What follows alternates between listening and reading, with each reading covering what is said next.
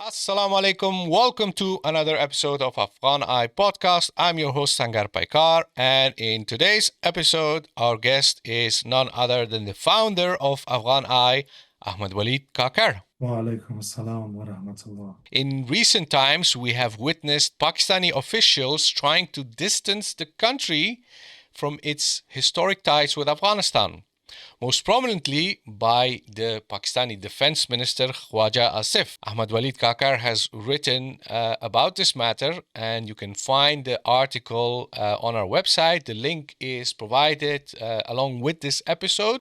Today, we will be discussing this matter and see what it means for Pakistan and Afghanistan. So, Ahmad-Waleed Kakar, bro, first of all, I need to say that people have been bothering me for the last couple of months saying, what happened? Where is this guy? Where is your partner in crime? Why is he not in the podcast? I feel like people don't want to listen to me or see me with the guests and everything. They only like to hear you. So I'm happy that you're back. And I am also happy to have you because our viewers and listeners have been asking for you to come back and do regular shows. So before we move on, can I have your commitment here on the record that you will be a regular contributor to the podcast? Inshallah ta'ala. I think you're doing yourself a disservice. Primarily because obviously, our shows together, our podcasts and live streams, they're obviously more interactive. So I guess a different sort of viewer or listener likes to tune into them. But in my absence, I have to say you have done a stellar job just in terms of some of the conversations that it's actually pretty weird tuning in and listening to your own podcast uh, as a listener. But just in terms of some of the guests that you've had on, the breadth of the topics you've discussed, and genuinely speaking, I learned a lot. Like for instance, and I don't want to go off on too much of a tangent, but when you had Waqas Ahmad, and there was the discussion about the nukes. What if the nukes fall into the hands of the radical jihadis, right? And he was like, doesn't work like that. Believe it or not, that was new to me as well. I didn't know that. I thought, damn, Mufti Mufti Nur Wali Masood may get himself a nuclear arsenal. But yeah, so it's it goes. This isn't to say I am the elixir of wisdom and I learned something new, but even I found it to be given that we do the show together. Even I found it to be something that's been enlightening. So, in my absence, thank you very much for not just running the show, but for running it so well and offering something different. You're welcome. I think with regards to the podcast and the guests that we've had recently, obviously Waqas Ahmad, Ali Mustafa. We also had Muhammad Anas, and we have quite a few other Scott Pakistani Horton. and yeah, we have quite a few other people that we want to interview. We will be doing a lot. We will have Indian guests. We will have Central Asian guests, maybe some from Qatar, from other regions. So we're working on it. And the thing is that I feel like having this format, like having these conversations in this format, just, casual conversation, uh, people appreciate that because you don't have these sound bites, it's not very short, it's not uh, high paced. It's for the listener who wants to really digest, right? Yeah. And listen carefully and learn. As you said, I've learned a lot from Waqas and all our guests, and I hope that we will have them on the show again. Can you And imagine just trying to I mean, if I were ChatGPT summarizing that episode, I'd say no nuclear weapons for Mufti Said, Mufti Nur Wali Masood. yeah, so with regards to Pakistan, it's going to stay a hot topic on the Afghan eye for a while, considering the circumstances. And what we've seen is that in October there was a short conflagration between Afghanistan and Pakistan, and then the subsequent peace talks, the negotiations, first in Qatar and then in Turkey. And while that was happening, Khawaja Asif, the Defence Minister of Pakistan, appeared on a podcast called The Pakistan Experience, which is like a liberal, progressive Pakistani platform with a revisionist agenda about the Islamic and conservative history of, how would you say, the normative perspective on Pakistan. And there he made some statements, very interesting statements. Most noteworthy was the fact that he said, like, Mahmud Ghaznawi was a plunderer. Am I correct? And similarly, he has made similar statements before. Can you elaborate on that? Like, what did he exactly say, and what does he mean? What's with Mahmud Ghaznawi? Suddenly, why are they discussing this now? So I think so one piece of information that's very important, right? That a lot of English speakers, native English speakers, don't know is that the word loot actually comes from India. It became part of English as a result of the British Raj. Quite a few other words found themselves into English, like khaki or pajamas or pajama. But loot was also one of them. And the reason for that is, you can probably guess, the amount of loot that the British took from India as well. So with regard to Mahmud Ghaznawi, as always, when topics like this become central points of focus in political discussion, it's about much more than the topic that's being focused on. Parallel is girls' education in Afghanistan. As we said, it's about much more than girls between the ages grade 6 and 12 going to public education centers. I have to confess, I haven't watched the entirety of the Pakistan Experience podcast because it's about 2 hours long, and this wasn't long ago either. This was during the period where there's a lot of flare-ups going on with regard to Afghanistan. There's a lot of news coming out of Pakistan. So spending 2 hours on a podcast, and that too to listen to Khawaja Asif, perhaps not the best investment of time. But I digress. This recent saga, if you want to call it that, started in about 2024 when Khawaja Asif, Defence Minister of Pakistan, I believe in an interview with Pakistani television, referred to Mahmud Ghaznawi as Lutmar, which refers to a looter, a plunderer. And Mahmud Ghaznawi, who was he?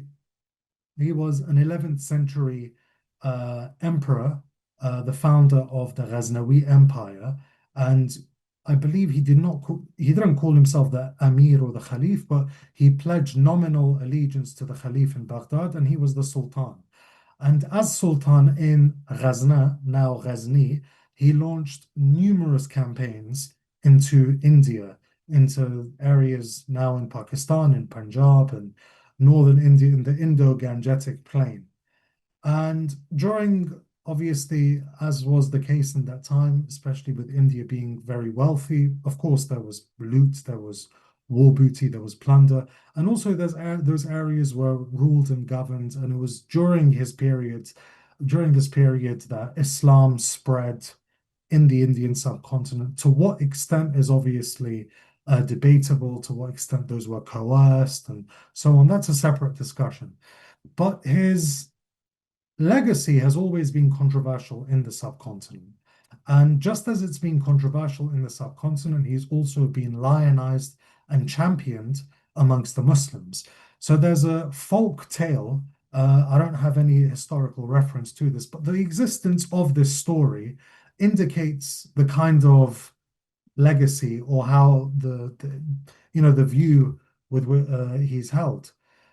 There's a story of Mahmud of Ghaznawi gathering his diwan or his council, and during the course of one of these campaigns in India, he'd taken one of these idols and he'd received emissaries and representatives from these Hindu kingdoms saying, please give us back these idols, these deities of ours that we hold to be sacred. And there was a large monetary sum. He convenes his ministers and he says, what should I do? Should I keep this idol or statue? Should I smash it? Or should I give it back to them for a large amount of money? But it will then be worshipped again, and that goes against our beliefs. And one of his ministers said, if you give me a second, I'm just going to excuse myself and step out, and I'll be back. And he goes out of the diwan and he shouts, Mahmud Ghaznawi but shakan, Mahmud but shakan. Mahmud but shakan. And then he takes a break and then he says, Mahmud but farosh, Mahmud but farosh, Mahmud but farosh. But shakan means the idol breaker, the breaker of idols. And but farosh means the seller of idols, the idol merchant. So he comes back and he asks Mahmud Ghaznawi, which of those sounds better to you? Which would you like to be known as? And he responds affirmatively to the former and breaks these idols. Now, like I said, this is not this is a very famous sort of folk tale in Afghanistan. You've probably heard it yourself. I'm not sure if you have, but the existence of it indicates or points towards sort of the legacy that he left behind. For obvious reasons, he's widely disliked and reviled in the subcontinent, especially amongst Hindus.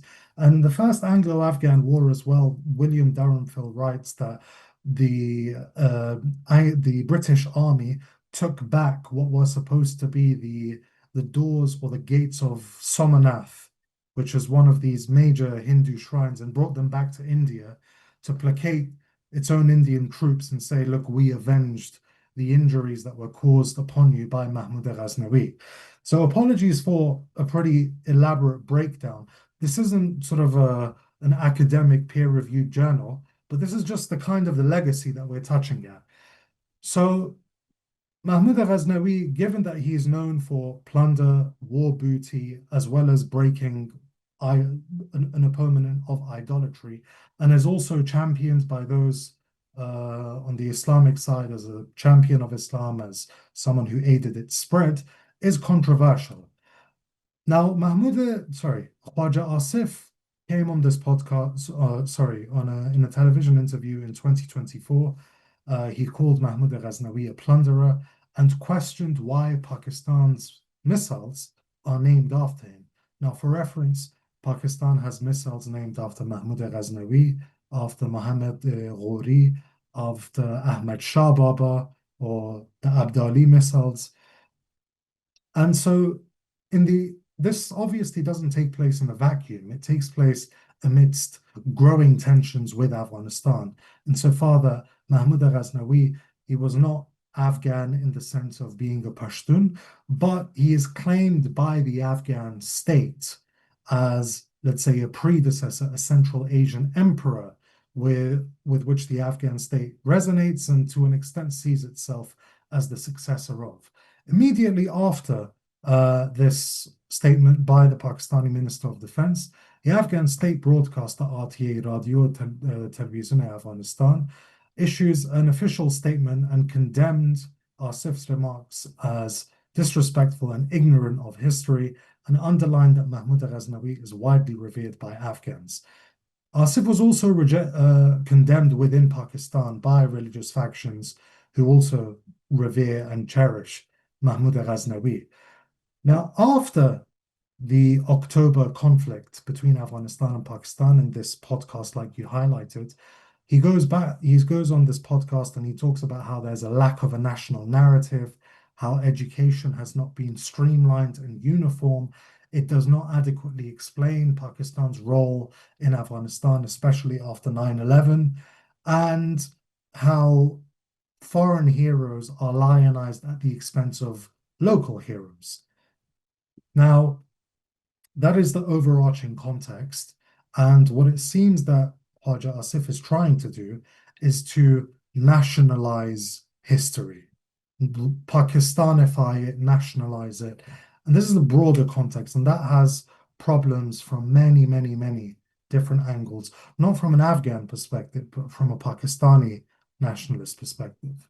You mentioned nationalizing history and myth making.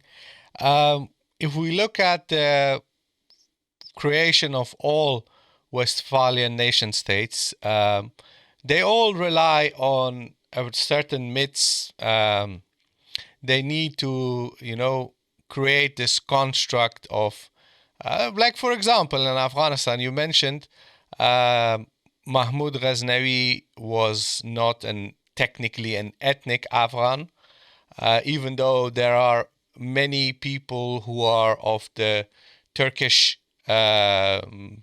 origin, or basically Uzbeks, Turkmens, Kazakhs, etc. They are also in Afghanistan. But still, Afghanistan as a nation state claims him, the Ghaznavi Empire, and similarly other historic political entities that existed in this geography. But you could argue that that's also nationalizing history and a sort of myth making.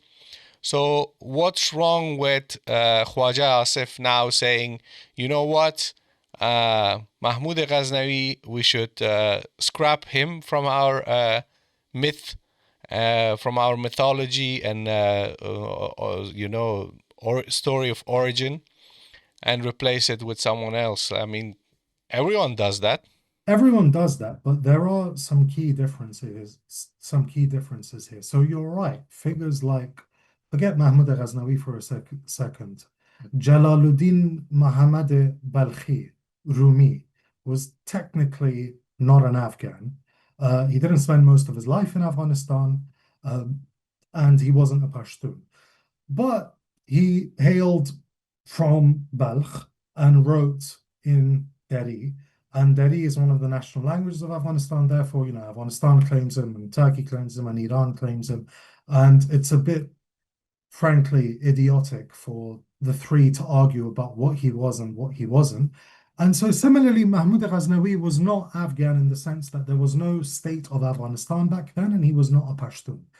But the Afghan national tale, or the myth making, so to speak, is that this is an area with 5,000 years of history.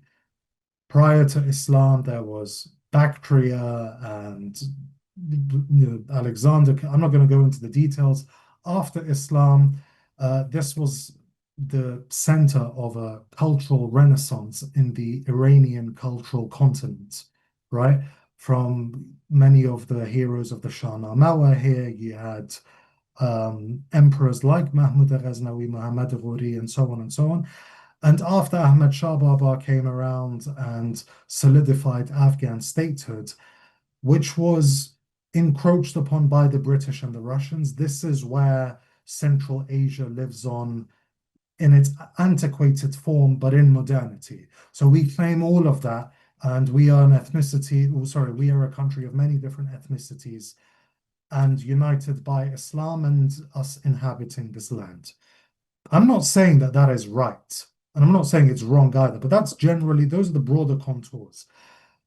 The issue from a Pakistani perspective, not from an Afghan perspective, because from an Afghan perspective, we can go into, let's say, the Khalqi and the Parchami critiques of Pakistan as, let's say, an illegitimate nation that clings on to the heroes and the figures of other countries. But from a Pakistani perspective, from the perspective of two-nation theory, it's that Hindus and Muslims in the Indian subcontinent are they're not just different religions, they're different nations. And the genesis of that nationhood amongst the Muslims was instituted by Muhammad bin Qasim, and thereafter by people like Mahmud Ghaznavi, people like Muhammad Ghori, Alauddin Khilji, Zahiruddin Babur, Ahmad Shah Baba, wa ghayra, right? The Pakistani national zeitgeist, if you will, is based on reverence of those figures overwhelmingly, if not entirely, from Central Asia, from Afghanistan and Uzbekistan and so on and so forth, in contrast and opposition to Hindu India, which sanctifies the Marathas and other Hindu kingdoms and dynasties. From a Pakistani perspective, what makes Pakistan Pakistan is that it is not India and is actually the child over centuries of those invasions and the ethos that they embodied. So, in besmirching Mahmud of Ghaznawi, it's not just about Mahmud of Ghaznawi, because folk tales, I spoke about one at the beginning. There are many folk tales suggesting that Mahmud of Ghaznawi was not personally pious, but it's not about his personal piety. It's not about his person. It's about what he represents. And if Pakistan is the child of all of those dynasties, it is the modern manifestation and permutation of those. If it is the embodiment of Muslim nationhood that arose as a result of those empires, besmirching Ghaznawi or any other of those emperors poses quite literally foundational questions with regard to the tenability of its national myth making. Is there any connection to this development and the fact that Pakistan is at odds with its social and politically conservative Islamic movements, whether it's the Tehreek-e-Labbaik Pakistan, which is Barelwi, and the more Deobandi inclined groups, and even more radical like the TTP. Is there a fundamental ideological conflict that is playing itself out? Would you say that there is any connection to that? I think that one thing that's very important here is that the current setup in Pakistan as a military junta has had the rug pulled out from under its feet. The religious rug, that is, the basis on which it stands, has been irreparably damaged. So I referred earlier to, let's say, the communist, leftist-leaning Afghan critique of Pakistan, which is, and this is going to be very academic, and I'm not saying I genuinely don't believe this, which is, look at these losers, right? They're claiming our heroes. They're claiming Ahmad Shah Baba. They're such losers, and they have no genealogical continuity that they have to latch on to foreign figures, right? Which is also wrong because so you listen to Dr. Najib's speeches and he's like, oh yes, we forced these people to become Muslims and now they want to teach us Islam and Ahmad Shah Baba is ours. If Ahmad Shah Baba were alive and he looked at hordes of secularists from PTM to the PDPA and Awami National Party, I don't think it would be the Punjabis, religious Punjabis, he would find problems with. I think he'd more likely stand on their side, right? So it's not to say that we believe that, but notice that this is not the first time that Afghanistan and Pakistan are at a crossroads and a standoff. In the 80s, Zia-ul-Haq and Dr. Najib, but you never saw this kind of rhetoric in Pakistan that was questioning, let's say, the indelible mark that Afghanistan has left on its history, and the fact that Pakistan, to an extent, as part of the Pakistani DNA, to a large extent, is Afghan. And I know that is going to really rub a lot of people the wrong way, but it is true. And if you are a Pakistani nationalist in the mold of Jinnah, you would nod your head enthusiastically and agree. The Pakistani DNA, to a large extent, is Afghan. Even the A in Pakistan stands for Afghania. But coming back to the point, in the 80s and the 90s, you never had sort of this existential kind of sense of threat that came from Afghanistan or Afghanness or Afghan figures. You're seeing it now. And the reason that you're seeing it now is that whilst previously Pakistan, or specifically its military, had a semblance of religious legitimacy, They were the gatekeepers of religion. You had communists in Kabul, and you had pan-Islamists under Zia-ul-Haq in Pakistan. There was never really that sense of threat. After 2021, however, the shoe is on the other foot. The rug has been pulled out from under Pakistan's feet.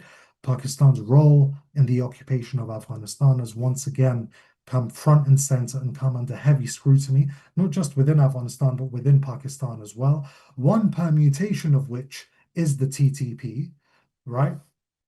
As well as the fact that Pakistan has had a cascade and a slide into authoritarianism in which its democratically elected prime minister, who also opposed the US invasion and also opposed attempts to bring US bases back into Pakistan, is now behind bars at the hands of the same military that now rule the country. So the semblance of religious legitimacy has also come, if not under question, it's come crumbling. And that is why Afghanistan is now much more of an existential threat than it ever was in the 80s and 90s, because in the 80s and 90s, it was a rogue communist nation that was not a communist nation, it was a rogue communist regime that was under the pressure of its own nation and ultimately collapsed. Currently, it's Afghanistan that is unified, and speaking in terms of religious legitimacy, even within Pakistan, happens to have the upper hand with respect, as opposed to the military junta. They even asked during the negotiations in Qatar and in Islamabad, in Istanbul, the Pakistani negotiating team asked Afghan delegation that their Amir in Kandahar need to issue a fatwa against militancy in Pakistan. Now, if we were in the early 2000s or the 2010s during the Karzai and Ashraf Ghani era, there were people who were arguing that the Pakistani clerics need to denounce radical Islam and extremism, and there were many of these councils led by the King of Jordan and other Western-backed entities that were issuing fatwas against radical extremism, etc. And there was a similar expectation in Afghanistan that we need the Pakistani government and its clerics and religious leaders to denounce radical extremism, religious extremism, so that basically the war ends in Afghanistan and that the Taliban give up, because then there would be no religious legitimacy for their cause. And the authority to issue fatwas, whether about jihad, about other matters, it has been traditionally in Mecca and Medina. I think even many wars and conflicts that happened in the 20th century, they received blessings from the scholars of Saudi Arabia, even though most Muslims around the world would not agree with their theology and other matters. But still, because the center of Islam was in Saudi Arabia, people would say, well, if the Saudis say that this is a legitimate war, then it's a legitimate war.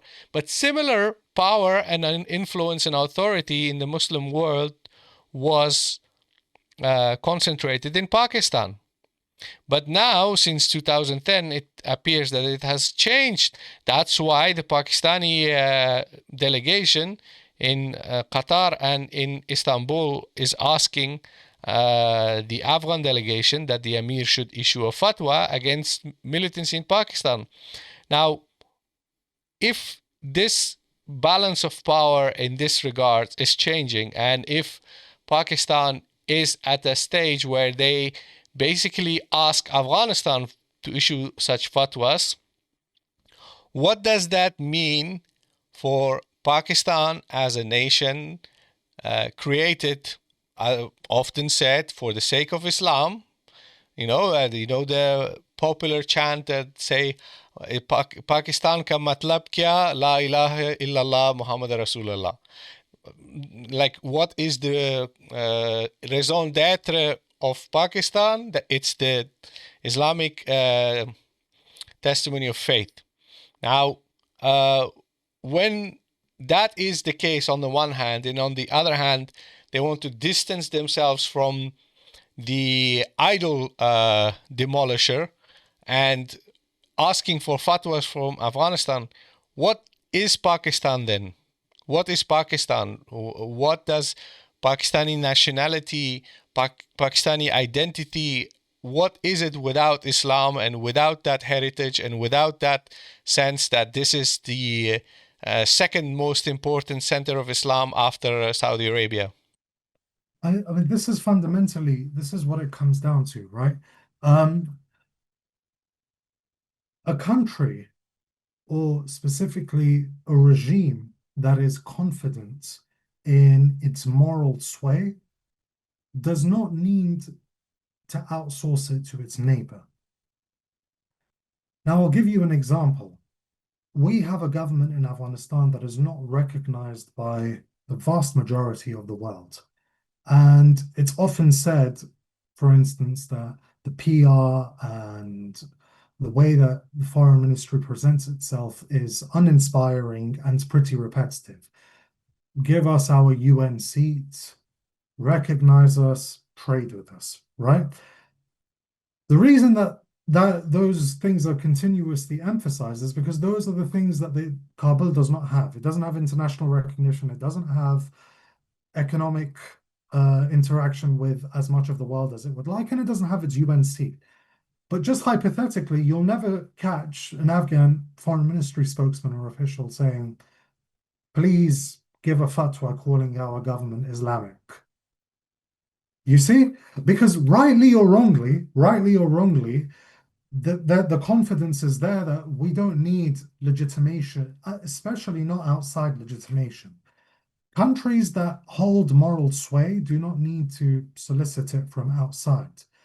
Now, and this comes to, I guess you could say, the paradox of the region we live in, which is that these are nation states on paper, and they are nation states to a large extent in the lived reality. But the social, the political, and the religious reality undergirding those is still very much a mishmash. Now we come, and as we discuss often Afghanistan and Pakistan, we talk about the Durand Line, and everyone knows that Afghanistan's never formally recognized or legitimized the Durand Line, or it's never acknowledged that it's a legitimate boundary. And oftentimes the response is that from the Pakistani side, well, as an independent state that succeeded the British Raj and all of the treaties to which it was bound, this is now a border, and anything an inch on this side is our sovereignty. And as a nation state, this is just how nation states work. But nation states, if you take it to its logical conclusion, nation states do not just monopolize religion. Nation states, as secular entities, nationalize it and subject it to the writ of the state. Okay? So ideally, if you want to take nation states all the way to its logical conclusion, you will have religion as a tool of the state, if not separate. But even when separate, there's another point here, and we're going to get very philosophical for a second. Even if you want to call for a separation between religion and state, the authority to do that lies with the state. It does not lie with religious authorities. So the state tells religion, this is what you concern yourself with. And over here, this is us. This has got nothing to do with you. Whereas religious authorities will say, no, I actually govern that too. The secular nation state defines its limits for it, and not vice versa. So if you are a nation state, and you want to take this to its logical conclusion, you need to nationalize religion. You cannot be relying on transnational links, specifically your neighbor's religious rulings, to suppress your own insurgencies. And this is the key point here. If you are a nation state, you do not rely on your neighbor to put out your own fire. The whole idea of a nation state is a modern phenomenon after the Reformation in Europe, after basically overthrowing the power of the church in Europe. Now, many of these Muslims will be very offended by saying that, well, our nation state is not based on the European model. We hear that very often when we discuss this matter. Like, a lot of people get very offended. But the reality is that the historic development of most of the countries in the Muslim world is that they have been shaped and influenced. Like, it's not just the Durand line, but all our borders are defined by the colonizers. We speak in the language of the colonizer. We use a lot of cultural values and norms that have been imposed by the colonizers. And therefore, the nation state, the way it is, whether it's Afghanistan or Pakistan, is a manifestation of, the cultural and political hegemony of the West on our part of the world. So therefore, you cannot have a nation state and claim that it's not tied to the history of nation states as they have emerged in the West.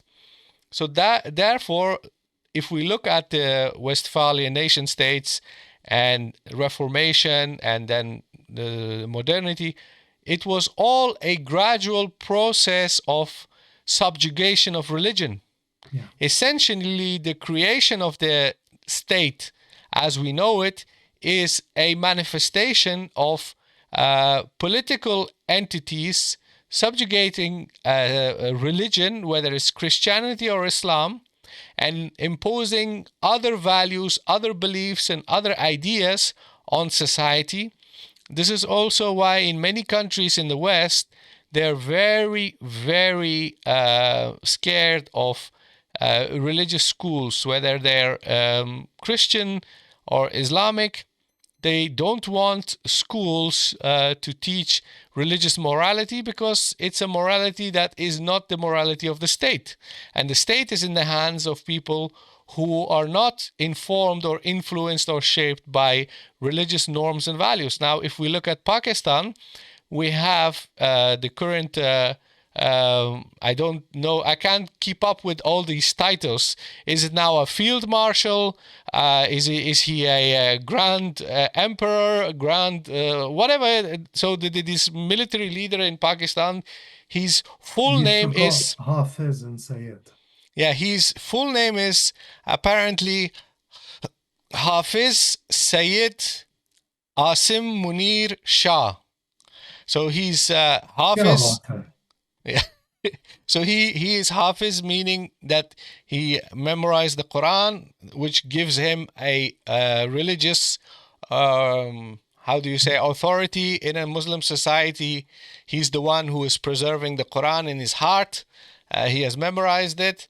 So that's one saintly aspect. Then he claims to be Sayyid, which is also saying that you are a from the lineage of the Prophet, and peace be upon him. And remarkably, there are many people who are of the lineage of the Prophet concentrated in South Asia, which may be worth investigating how that's possible. But so he's Sayyid.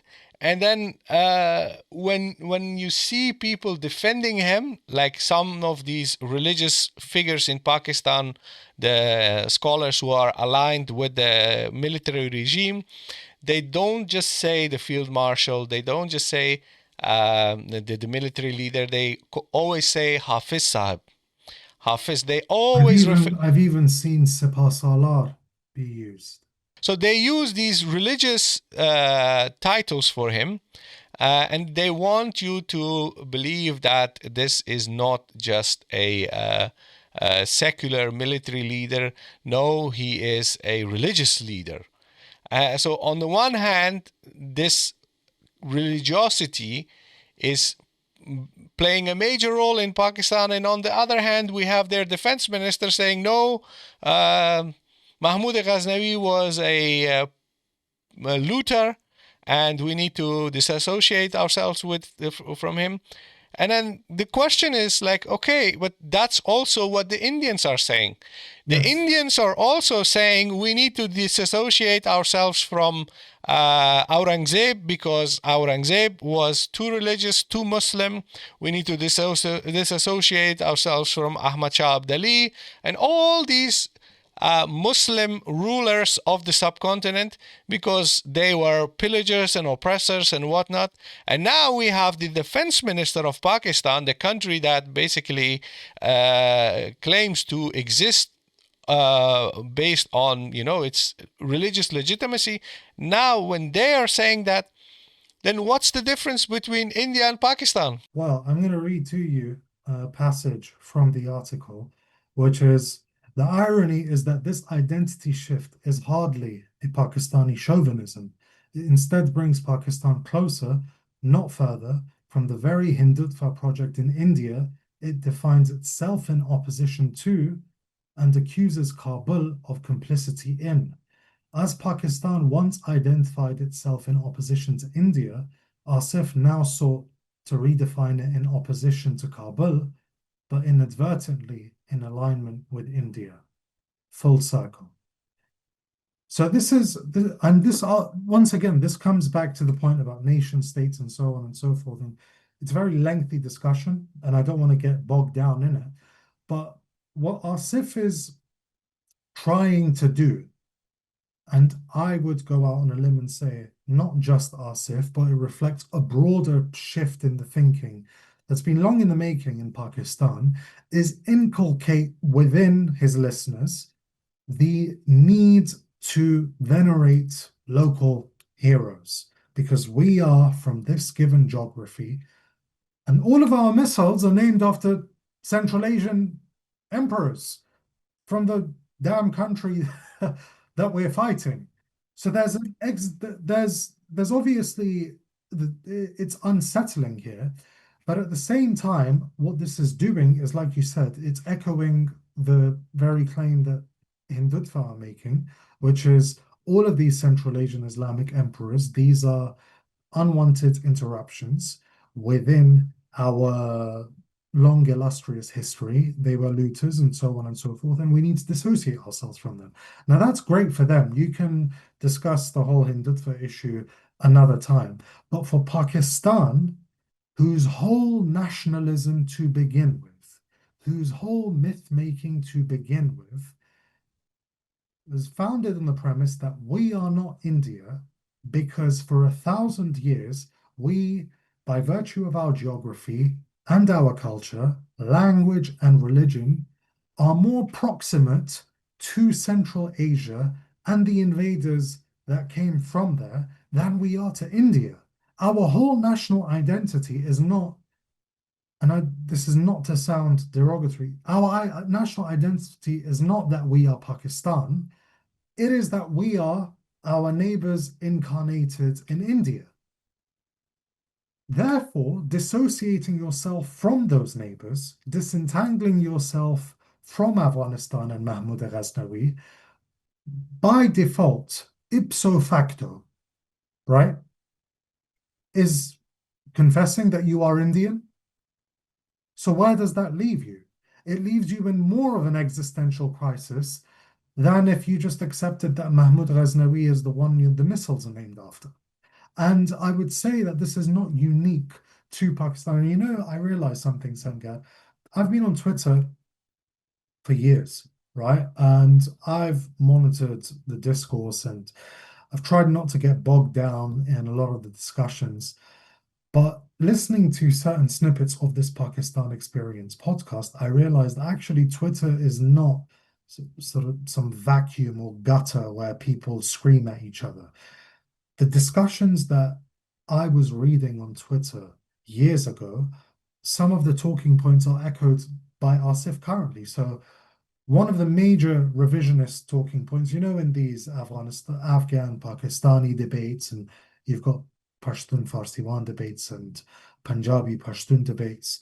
So you read all of these things, and half of them don't make sense. Some of them make a bit of sense, as we say, a bit of mricha masala pukhe izafa kari di. But بهرحال, sorry. In any case, one of the things that I've seen on Twitter that Khawaja Asif was echoing is this claim that actually the Soviet Union didn't invade Afghanistan. Those pesky Afghans invited the Soviet Union in. Now, obviously, you and I know that the Soviet Union came into Afghanistan, and both of us would probably categorize ourselves as opponents of Hafizullah Amin, but we know damn well that he did not ask the Soviet Union to invade and kill him and replace him with Babrak Karmal. How is a country, a superpower, invading Afghanistan, killing its head of state and replacing it with their client, not an invasion, right? But they would say in their they, defense, yeah, the Pakistanis may say that they refer to the fact that Nur Muhammad Tarakay would ask the Russians to intervene and support him in his fight against Pakistani-backed jihadists. and that is absolutely true, but it does not change. And obviously, we know that 1.5, 2 million Afghans gave their lives in the fight against communism. But we know that is true. But we also know that Nur Muhammad Taraki had been suffocated with a pillow by the time that the Russians actually invaded Pakistan and killed the one who suffocated him with a pillow, because Brezhnev was very upset with Hafizullah Amin for killing his best friend Nur Muhammad Taraki. But I don't want to get sidetracked here. The point is that that was a talking point that I read years ago repeatedly and dismissed it as absurdity. But yet here we are in 2025, right? And we're seeing Khawaja Asif regurgitating this on Twitter and sorry, on a podcast. And so similarly, there are a lot of things on Twitter that now make sense to me. So increasingly over the years, we've seen Ahmad Shah Baba not being called derisively referred to as a Pashtun nationalist who also plundered Punjab, who was not, let's say, a hero of Islam, who did not invade India due to some sort of Islamic belief or ethos, but because he wanted to plunder. These are discussions that have picked up a lot of momentum in Pakistan. And it's not far-fetched that one day we may hear Ahmad Shah Baba being referred to as such. And the other thing that you can say has gone on simultaneously is this rehabilitation of the image of another figure called Ranjit Singh. Now, Ranjit Singh, for those that don't know, was a Sikh emperor who had a short-lived empire, but lasted about a couple of decades. He was nominally a vassal of Afghan Durrani kings, and formed his own empire when he took Multan, Kashmir, Lahore, Tak, Naushad, and even Peshawar. And some of the things that Ranjit Singh did as a Sikh emperor was banning cow slaughter, banning the adhan, desecrating masajid and using them as horse stables. So by all means, not not definitely not a Muslim and not a friend of Islam either. And yet, over the years, we've seen a rehabilitation in the image of Ranjit Singh, not so much as a Sikh, but in Punjab as a sort of son of the soil, as someone who expelled the Afghan invaders, as someone who established Punjabi sovereignty. And in 2019, a statue of Maharaja Ranjit Singh was unveiled in not in any sort of backwater, but in Lahore Fort. It was vandalized by members of Tehreek-e-Labbaik Pakistan, and it was unveiled once again last year in another Gurdwara. The point is not here about Ranjit Singh. The point is what is going on in the discussion and the identity that is leading Pakistan, let's say 70 or 70, nearly approaching 80 years now, after its founding, to start to glorify Ranjit Singh. Something is happening in direct contrast to its own description as the embodiment of Islam and Islamic emperors in the subcontinent. Now, you see, there are a few developments, not just in Pakistan, but around the world, that are quite relevant to this discussion. And maybe I'm going to, speculate, and I would like to know how you think about this. You see, Pakistan is a country that is highly dependent on loans, aid money. Its economy basically cannot sustain itself, and every few years they need an IMF injection. They need loans from Saudi Arabia and from other nations. And from what it looks like, they're not going to receive another bailout anytime soon, considering the current situation in Pakistan. That's one development. On the other hand, if you look at these international organizations like the International Monetary Fund, World Bank, etc., but also Western nation states, they will not pay large sums of money to a country that does not align with their beliefs and values. And you see, for example, a lot of developing countries adopting social norms and political norms that are preferred by Western countries. You've also seen, like, for example, in Pakistan, they now openly parade the fact that they have LGBT schools. They have schools for the transgender community. And they want to, present this image of Pakistan as a very progressive, feminist, and liberal society. And you even see politicians in Pakistan who, like the Awami National Party, has a transgender Punjabi leading figure. And these developments, I would say, was it maybe one of the reasons, one of the motives for the Pakistani intelligentsia, personified by Khawaja Asif, to start this gradual process of disassociation from Islamic heritage, Islamic values, Islamic laws, to become more palatable and more accepted by the West and its powerful institutions, so that their economy can be bailed out, so that they can survive. Because honestly, if you look at the statistics, the amount of major investors leaving Pakistani economy, Chinese allies of Pakistan signaling that they have no appetite for more capital injection in Pakistani economy or investment. Those are very alarming and concerning developments on the one hand, and on the other hand, you see how Western institutions think and what they want.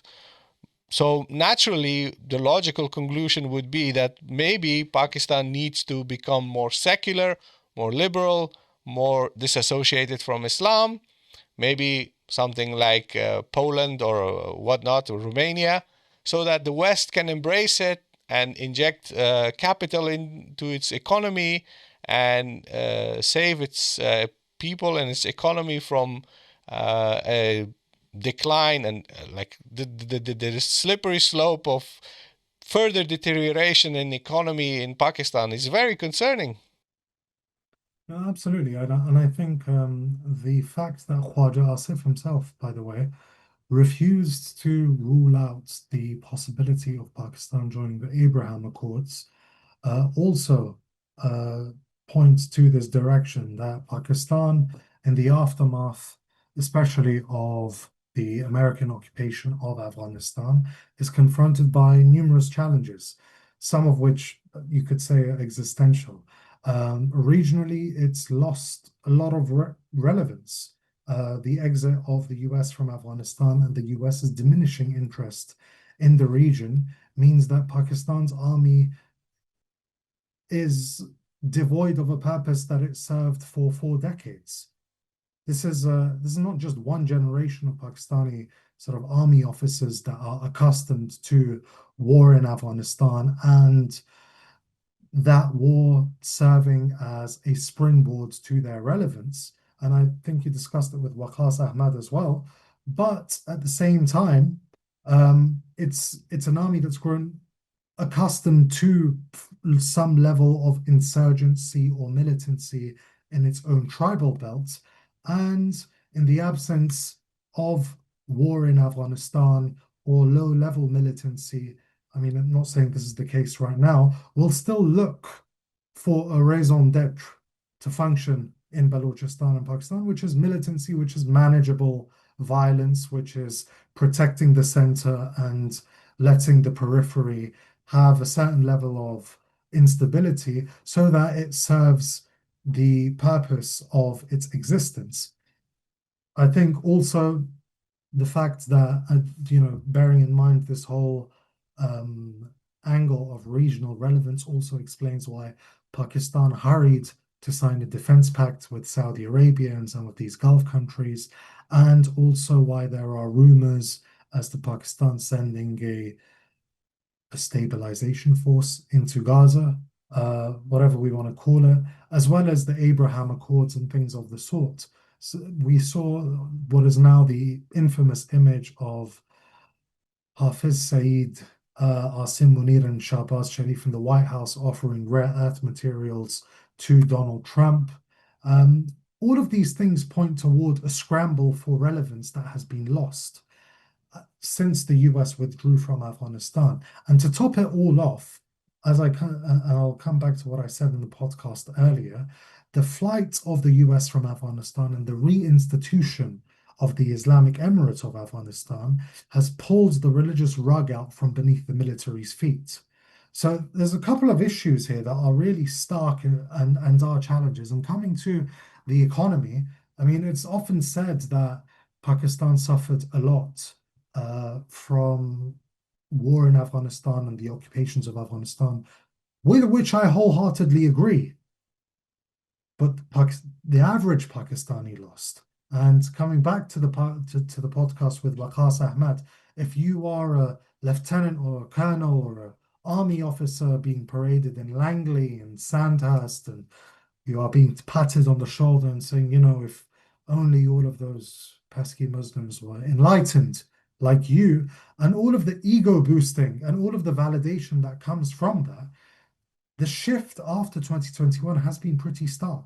We know that all these things are happening in front of our eyes. We observe it, and as you said earlier on Twitter, we see it on X, especially leading figures from Pakistani society, whether it's the defense minister or their other ministers, ex-ministers, diplomats.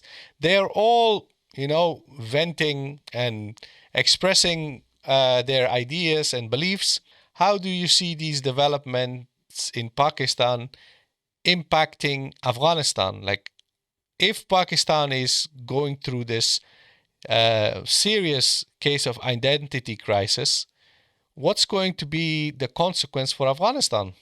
Not to sound cliche or repetitive, both of the countries are intertwined very heavily, and their societies have become further enmeshed throughout the past 4 decades of millions of Afghans being in Pakistan. I mean, I know your parents were leftists, but almost everyone else's parents have been to Pakistan, spent time in Pakistan, were educated in Pakistan, whatever. What do you mean? According to my detractors on social media, I was born in a tent in Pakistan as a refugee, and I'm an ungrateful Namak Haram who is now living in the West and speaking ill of Pakistan. What do you mean? I saw something a while ago where there was this anonymous account that just randomly came in my replies and was like, did you know Kakar attended this university in Balochistan? And now he's insulting us. I was like, what? But I actually I tend not to respond to a lot of these trolls, but this time I was like, the last time I was in Pakistan was in 2003, and I was 8, and I was on my way to Afghanistan. But fundamentally, I think what Pakistan has been doing for decades has been kicking the can down the road. And its current hostility toward all its the military hunters' current hostility to Afghanistan is just the side effect of the fact that it is at war with a large chunk of Pakistan, which is very strongly intertwined with Afghanistan. And ultimately, the consequences that face Afghanistan as a result of what you can say is a Pakistani tug of war will depend on how that tug of war goes. Whether, explicitly speaking, whether Asim Munir prevails in this and creates what he calls a hard state, or if Pakistan goes more toward the path of reconciliation and healing over its fissures. But as far as Afghanistan and tensions with Afghanistan goes, for as long as these domestic divisions are not healed, and for as long as the upper brass of the military dictatorship in Pakistan is more or less in a cold war with its own people, relations with Afghanistan are not going to get any better. Yes, and a final note. I think that Pakistan cannot detach itself from Afghanistan. Personally, I think we've discussed so many things in this episode. You've mentioned a lot of key historic facts that tie Pakistan historically, religiously, morally, culturally, traditionally to Afghanistan. And I even think that it's very relevant now to discuss my new hat. Oh, You see, this is called a karakol.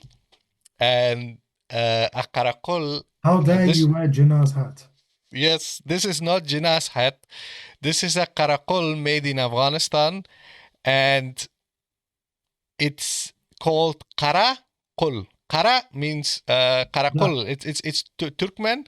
Kara means black. Karabakh. Karabakh, Three like Karabakhs Karabakh. in Yes, Afghanistan. yes. Yeah. And this particular variety, this is called takar. Okay. And this is something that comes originally from the Turkmen and Uzbek and Kyrgyz and Kazakh communities in Central Asia. And in Afghanistan, people wear this. There are different types. If you go to Caucasus, they have the papacha, and the papacha, they used to wear that in Afghanistan as well. Okay, Like I in get the it. 19th century and in early 20th century, they used to have the papacha like they have in the Caucasus. Like everyone knows it from those MMA, the UFC matches. But these things, for a lot of people, they are quirk, how do you say, quaint stuff, cultural expressions, etc. But this is our identity. This is who we are. This is our heritage. And if the founder of Pakistan, Muhammad Ali Jinnah, who was from India, his most iconic picture is with this hat. And this hat is from northern Afghanistan, from Central Asia. You cannot detach yourself from Afghanistan. You have to I'm just going to also... say one thing. Mahmud Tarzi wore it before Jinnah. Aha.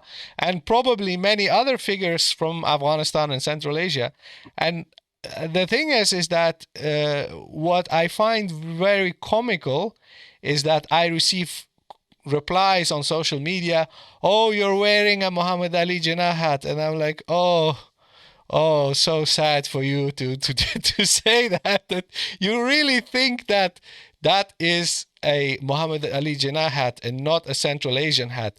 Likewise, you cannot have a Pakistan, you cannot have an Islamic country, you cannot have a Pakistani identity, whatever it is, it's their identity, but you cannot have it by denying the fact that you are influenced, shaped, and formed by Central Asia, by Turks, by Afghans, by Tajiks, by all these communities who are from Central Asia. And I think, the solution is not to deny your past. The solution is not to deny your heritage. The solution is to embrace it. Accept who you are, accept what you are, be who you are, and you don't have to be constantly at war with yourself. You cannot deny who you are. And the solution is not, in my opinion, maybe you have a different opinion, the solution is not to say, okay, I have a problem with Afghanistan right now. You know what I'm going to do? I'm going to deny a portion of who I am. Yeah, Because and I'm you at war. can't It's like a little you baby. can't go back and I don't know, fight yesterday's war, preparing for tomorrow's war. I mean, look, have any of us come out and said, actually, screw Khushal Khan Khattak, right? Nobody says that. No, Or Hamza Baba, or whatever. no. But listen, a lot of important poets in the Pashto language and tradition are from the other side of the Durand line. We never reject them. We embrace them. They are us. We are them. Yeah. And similarly, when a little child, a brat, becomes very naughty and gets punishment from its mother or father, the baby then says, I'm not your child anymore. That's basically the behavior of Khawaja Asif. He's the little child. 100%. But this is, and I think we should just end it on this note. A lot of people have come and replied to me or messaged me in private and said, oh, well, this guy, I think they have a word for it in Pakistan. They call it a duffer, right? He's known to be an idiot. And what's the point you're making? He's the Minister of Defense, right? There are people in Afghanistan that don't like Mawlawi Yaqub, right? If Mawlawi Yaqub says something objectionable, no one turns around and says, oh, yeah, well, he's not really a serious guy. What are you talking about? He's the Minister of Defense. Is it possible that a Minister of Defense can say something objectionable? Yeah, absolutely. But is it insignificant? No. It cannot be insignificant by virtue of his ministerial portfolio. And yeah, that is fundamentally it. You cannot, Pakistan cannot extricate itself from its Central Asian history. And if it is to do so, then it ceases to be Pakistan. It is then India. That was a beautiful final statement. As always, great to have you. And I hope that we can do regular shows again, inshallah. For our viewers and listeners, thank you for tuning in, as always. And if you have anything to say, comments, please let us know. I'm looking forward to reading your comments to this episode. Let's keep the discussion going. And if you like to support our work, please visit our PayPal and Patreon page. Don't forget to like, subscribe, and share this episode wherever you find it, whether it's on YouTube or any of the streaming platforms. Until the next episode, take care of each other and yourself. Wassalamu alaikum wa rahmatullah. Wa alaikum assalam.